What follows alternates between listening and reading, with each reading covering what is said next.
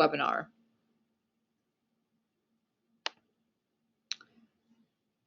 So aging up of placements.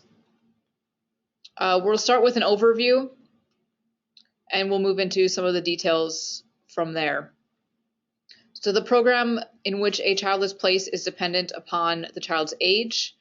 When the age of, say, an infant or toddler surpasses that of his or her current program, the system will attempt to age up the placement and place the child into the correct program for his or her age.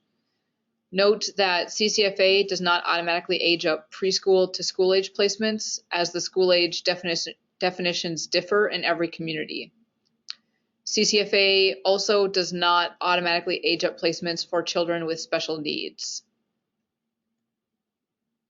This chart shows the different age classifications. So an infant starts at 0 months, a toddler starts at 15 months, preschool starts at 33 months, and school age starts at 60 months.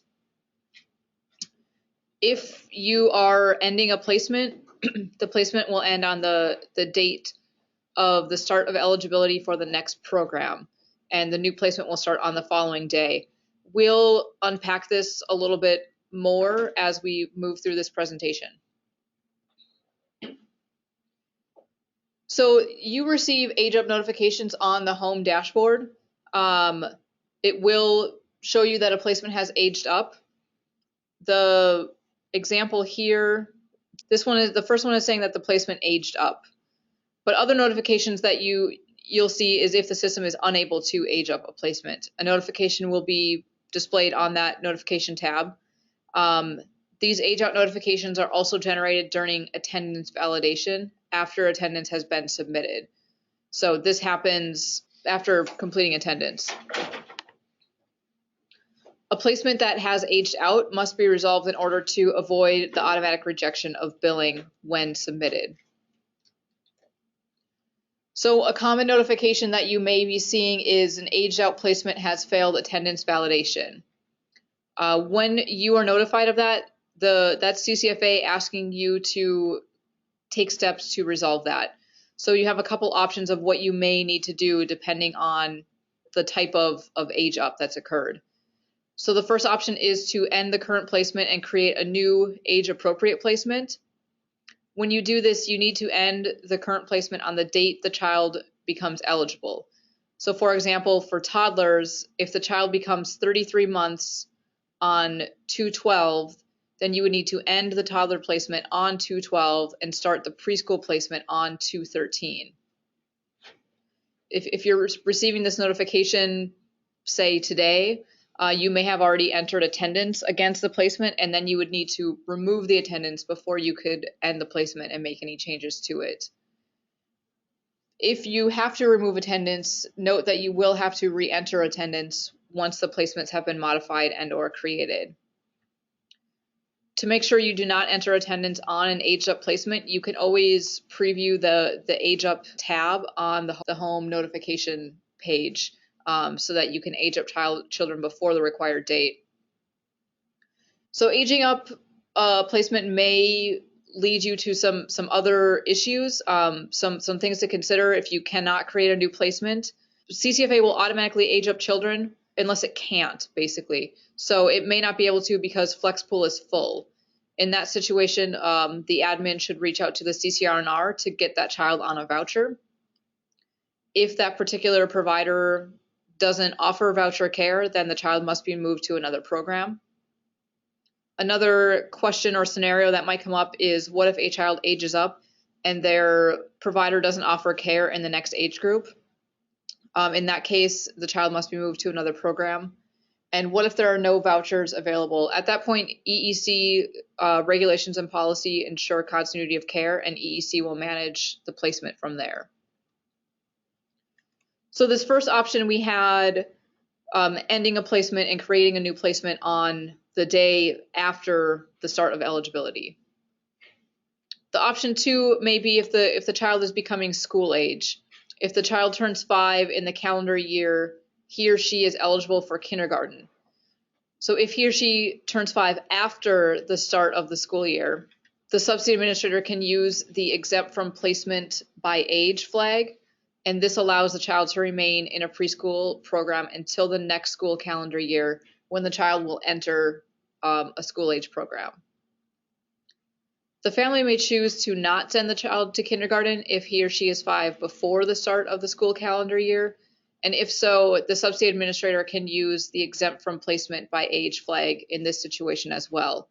Again, this allows the child to remain in the preschool program until the next school calendar year. In order to check the exempt flag, you need to go to the authorization. On the action drop-down menu, you need to select change beneficiaries. And then from there, you can check the exempt from placement by age checkbox and save. Some upcoming slides will show you screenshots of what this looks like within CCFA. Additionally, for children that are going to be aging up to school age, if the dates are known, for example, the child becomes school age during the summer and the school age placement will start in September, you can set this ahead of time. You can make sure the placement ends on the day before the new placement will start, and then you can create a new placement for the September school age placement. So this is that screenshot on the authorization details page. You can see from the drop down that you can select the change beneficiaries. Once you select that and push go, this box will pop up and you can exempt from placement by age right here and then update. And then it will show you on the authorization details that this placement has been exempt from placement by age.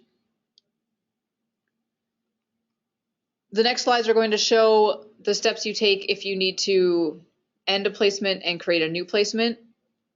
So in this example, the child is now 2 years and 9 months old. That's the 33-month mark in a toddler program that ages out after the completion of the 32nd month.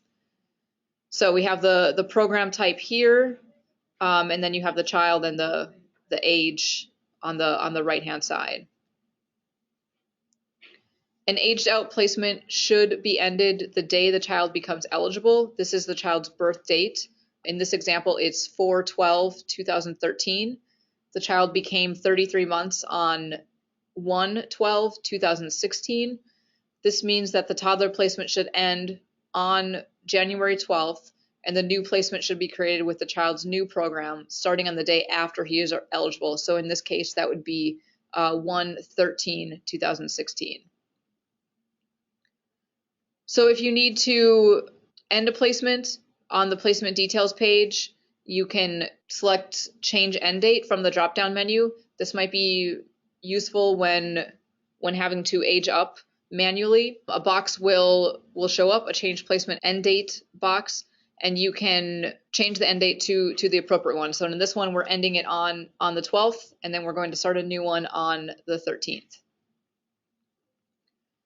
Note that if the end date entered for the placement is in the past, it will no longer be listed in the placements on the right side toolbar. You'll find old placements under the authorization on the family details page. You can select the authorization and select add placement. You may run into an issue of not being able to end placement because there is attendance against it. If there are entries entered against the placement that extend beyond the new end date, a notification will be displayed letting you know this, and these attendance entries must be removed first. If the notification is displayed, note the last day of attendance. In this case, it was 1/30/2015, and click the OK button. You will delete any attendance after the new end date. In this case, we're deleting all attendance for January and re-entering attendance for January 1st to January 12th. So after we've deleted the attendance, we can create a new placement.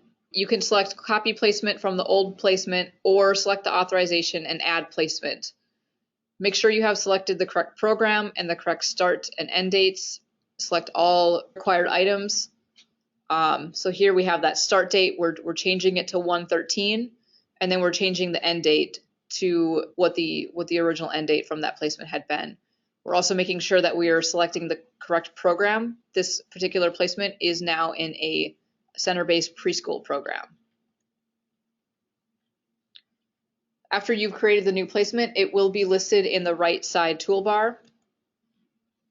So if there are attendance entries entered against the placement that extend beyond the newly entered end date, a notification will be displayed alerting you to the fact that these attendance entries must first be removed. If the notification is displayed, note the last day of attendance. In this case, it's 9/4/2015, and click the button labeled OK.